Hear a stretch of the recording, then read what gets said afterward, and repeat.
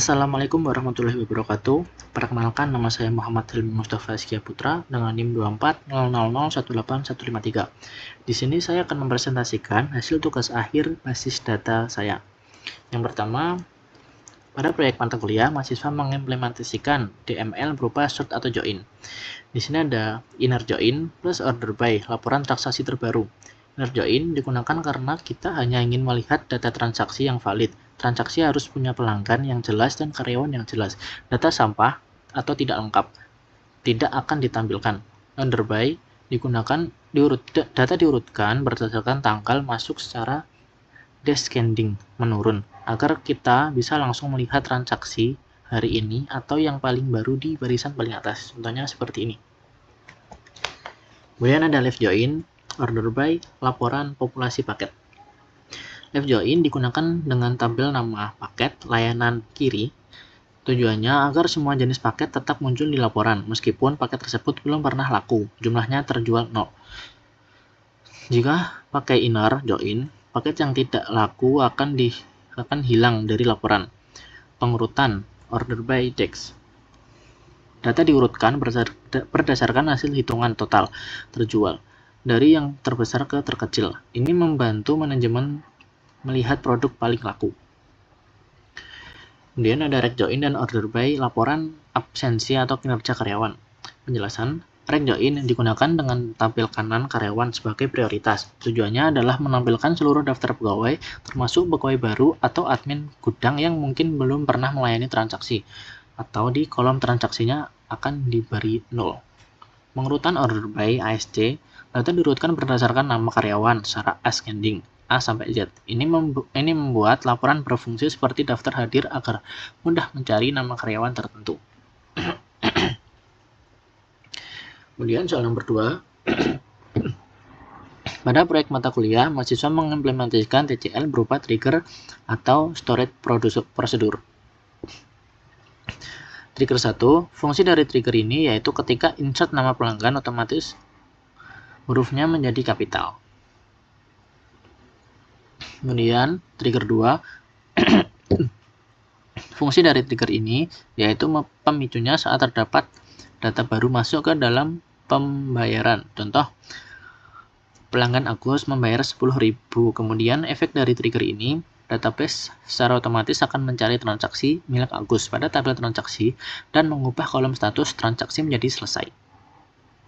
Contohnya seperti ini. Trigger 3, fungsi dari trigger ini yaitu mengubah validasi atau pengaman. Ia akan mencegah admin memasukkan harga paket layanan di bawah 0 atau negatif yang mungkin terjadi karena salah ketik. Soal ketiga, pada proyek mata kuliah, mahasiswa mengimplementasikan operasi CRUD atau menambah atau membuat, memodifikasi, membaca, dan menghapus data atau dokumen pada collection di MongoDB. Yang pertama ada insert ke dalam collection pelanggan, create. Seperti ini, dan hasilnya seperti ini. Kedua, mencari paket layanan murah, seperti ini kodenya. Yang ketiga, naik jabatan karyawan, update sebelum diedit dan diupdate seperti ini, kemudian sesudah diupdate.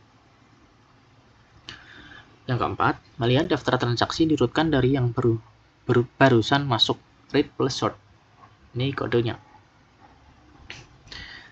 Yang kelima, menghapus transaksi salah input atau delete sebelum diedit. Dan ini setelah di delete. Dan ini hasilnya.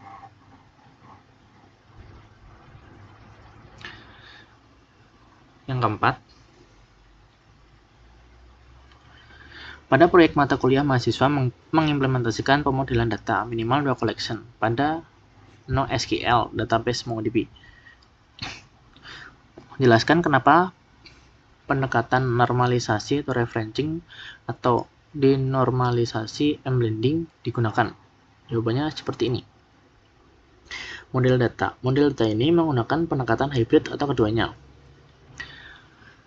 Referencing digunakan untuk data pelanggan agar data utama tetap konsisten dan mudah diupdate. Misal, ganti alamat tanpa harus mengubah data di seluruh riwayat transaksi.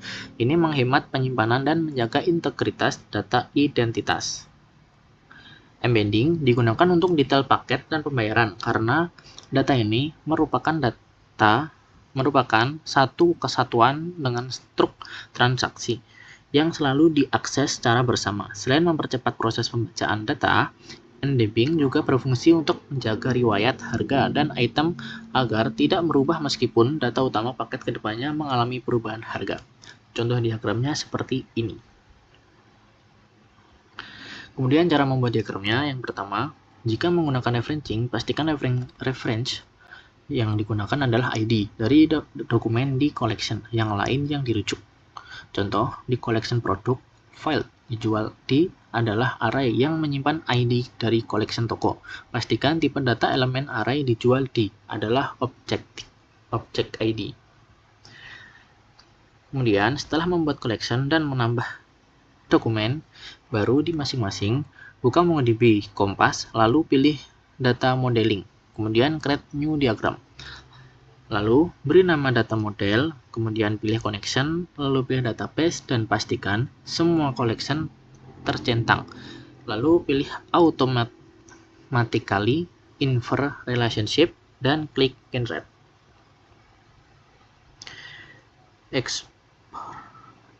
Export diagram dengan klik tombol export data model. Pilih PNG export. Kemudian soal nomor 5. Pada proyek mata kuliah, mahasiswa mengimplementasikan minimal satu agresi pada masing-masing collection. Dan soal nomor 1 yaitu beri nama atau fungsi yang jelas untuk pipeline yang dibuat. Kemudian setiap pipeline setidaknya membuat merge stack. Yang ketiga, lalu tulis atau screenshot pipeline agresi yang dibuat. Yang keempat, jelaskan fungsi masing-masing stack yang ada dalam pipeline. Yang kelima, lampirkan screenshot contoh dokumen hasil agresi. Di sini jawabannya nomor 1 yaitu pelanggan. Tujuan mencari pelanggan yang nomor HP-nya berawalan huruf 0812, mengurutkan nama dan merapikan tampilan seperti ini. Stack pertama, match digunakan untuk filter no HP yang awalnya 0812. Step kedua, sort digunakan untuk mengurutkan nama mulai dari A sampai Y. Step ketiga, project digunakan untuk memilih file apa saja yang ingin ditampilkan. Di sini saya menampilkan nama dan lokasi saja. Keempat, stack limit digunakan untuk membatasi dokumen yang akan ditampilkan. Data dokumen yang ingin saya tampilkan yaitu maksimal 3. Hasil akhirnya seperti ini. Yang kedua, collection karyawan. Tujuannya untuk menampilkan karyawan selain kasir. Stack pertama, match digunakan untuk memfilter karyawan yang posisinya bukan kasir. Kemudian, stack kedua, project digunakan untuk menampilkan file yang dipilih yaitu nama, jabatan, dan ID. Stack 3, sort digunakan untuk mengurutkan jabatan dari huruf A sampai Y. Keempat, stack limit digunakan untuk membatasi dokumen yang akan ditampilkan yaitu 2. Dan hasil akhirnya seperti ini. Ketiga, collection paket layanan. Tujuan menghitung harga diskon, misal potong 1000 atau paket mahal. Pertama, stack match digunakan untuk memfilter harga paket lebih dari 6000. Kedua, stack in add files digunakan untuk memberikan diskon pada paket sebesar min Rp1000.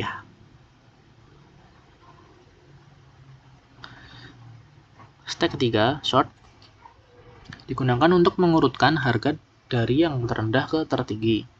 6.000, 7.000, dan 24.000 diskonnya. Keempat, stack project digunakan untuk menampilkan nama paket, harga asli, dan harga diskon, dan outputnya dari stack di atas adalah dari hasil akhir. Yang keempat, transaksi. Tujuannya melihat transaksi terbaru yang statusnya selesai tanpa join ke lapangan. Step pertama yaitu digunakan untuk memfilter, yaitu status transaksi pelanggan yang sudah selesai. Step 2, sort, digunakan untuk mengurutkan tanggal masuk dari yang paling baru. Step 3, project, digunakan untuk menampilkan ID transaksi, tanggal masuk, dan status transaksi.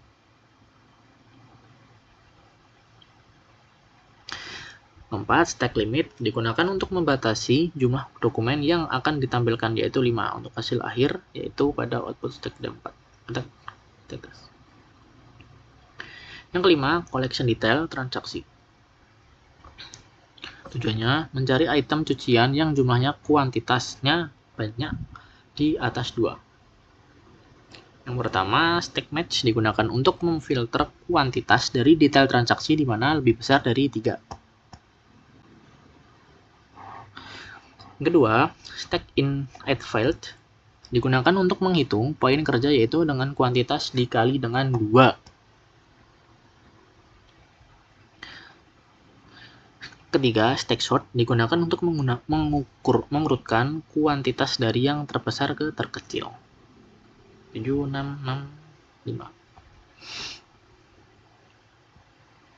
Keempat, stack project digunakan untuk menampilkan ID paket, jumlah cucian, dan beban atau poin kerjanya. Hasil akhirnya di stack keempat.